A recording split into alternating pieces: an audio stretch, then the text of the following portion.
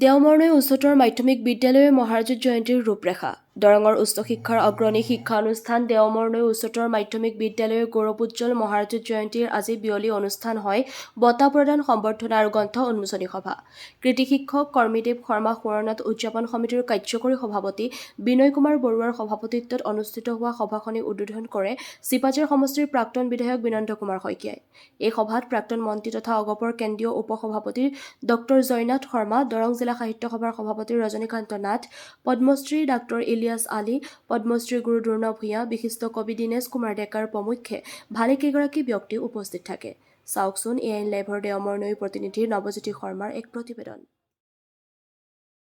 আমি এই মহাৰাজত জয়ন্তীৰ সময়তে কৰিব লাগিব কাৰণ এটোৱে উপযুক্ত সময় আমি